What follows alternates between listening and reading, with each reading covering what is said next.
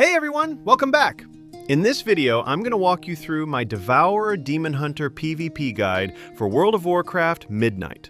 We'll go through talents, PvP talents, stat priority, and the burst rotation. And I'll also explain the overall playstyle so you can get the most out of the Devourer build. If you want to try the exact build I'm using, you can copy the talent shown on the screen, and I'll also leave the import code in the description below. Alright, let's start with the talents. These are the talents I'm currently running. I won't go through every single one, but I'll explain some of the most important talents for PvP. First, Vengeful Retreat is a very important tool for this build. You can use it to remove snares and slows, disengage from combat, or reposition. With my talent setup, you also get 2 charges, which gives you much more mobility and survivability. Next, Sigil of Misery is a great AoE fear. You can use it on your off-target, defensively when your enemy pops cooldowns, or offensively to set up your collapsing starburst. We also want to unlock Imprison. This gives us another crowd control that does not share diminishing returns with our fear or stun, which makes it perfect for chaining CC or disrupting enemies more frequently. Another very strong ability that many players forget to use is Consume Magic. This removes one magical beneficial effect from your target every 10 seconds, which can be extremely powerful. For example, if a paladin uses Blessing of Protection, you can simply remove it with Consume Magic and continue your kill attempt. This ability is incredibly valuable in PvP. Next, we have Void Nova, which is our only stun, and it's absolutely essential. The great thing about Void Nova is that it's an AoE stun that you can cast at range. Unlike Havoc Demon Hunters, where the stun happens around you, Devourer stuns around the target, which makes it much easier to land. You should also take Focused Ire, which increases the stun duration on your main target by 2 additional seconds. Master of the Glaive is another very important talent. It gives your glaives 2 charges and a 50% slow, which makes it excellent for kiting melee classes. Next is Blazing Path, which gives us additional mobility. Devourer Demon Hunters have around 25-yard range on many abilities, compared to traditional range DPS that have 40 yards. Because of this, positioning and mobility are extremely important. For defenses, Darkness is our main defensive cooldown, so we definitely want to take it.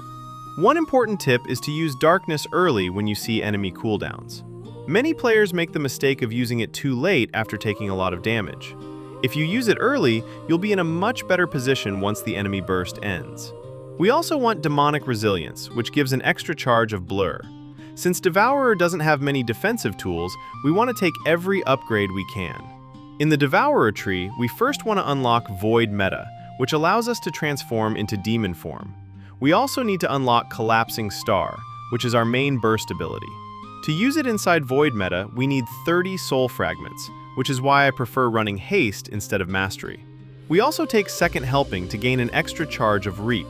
The new Midnight talents are also extremely powerful. They make all Collapsing Stars automatically critical strike, and they give us 1 free Collapsing Star at the beginning of Void Meta, which is huge for our burst. We also take Hungering Slash, which gives us a temporary Vengeful Retreat effect after finishing the Void Blade combo, adding even more mobility. For the final tree, I choose Annihilator. This build hits extremely hard, gives us an extra shift charge, and causes a meteor to hit the target after the first Collapsing Star while in Void Meta. Now let's talk about PvP talents. First, Inevitable End is a must-have. It makes Collapsing Star uninterruptible, which means the enemy's only option is to crowd control you. Without this talent, you'll often get interrupted and miss your burst window. It also significantly reduces the cast time. Next is Glimpse, which makes you immune to crowd control while using Vengeful Retreat. Since this build has 2 charges of Vengeful Retreat, this talent becomes very powerful. Finally, Beckon removes the cast time of Consume after using Reap, making your rotation much smoother and faster. Now let's talk about stats. My stat priority is Haste to Versatility to Mastery. The goal of this build is to cast at least 3 Collapsing Stars during a single Void Meta window. If you go Heavy Mastery, your abilities may hit harder, but your Consume casts become slower, which delays your soul fragment generation and reduces your burst potential. That's why I prefer Haste, which speeds up the entire ramp process. I also aim for around 30% versatility for both extra damage and damage reduction. The main goal of this build is to enter Void meta as quickly as possible by collecting soul fragments, and haste helps us do that much faster. Now let's talk about the playstyle and rotation. The most important thing to understand is that Devourer is a ramp-up class. You need to play patiently until you build your Void meta. Don't take unnecessary risks early in the fight. Your basic ramp rotation looks like this. Use Consume twice, then Reap, and always prioritize Void Ray when it becomes available.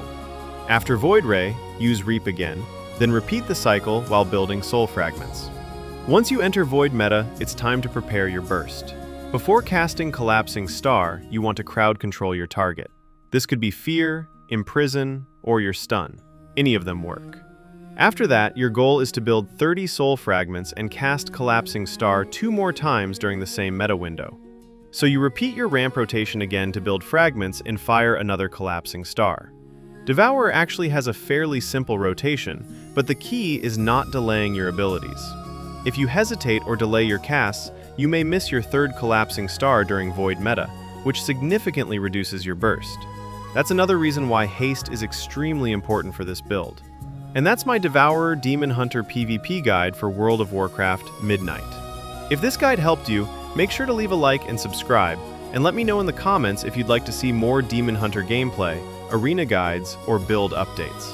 Also, I've included a PvP montage at the end of this video using this exact build, so make sure to check that out to see how it performs in real fights. Thanks for watching, and I'll see you in the next one.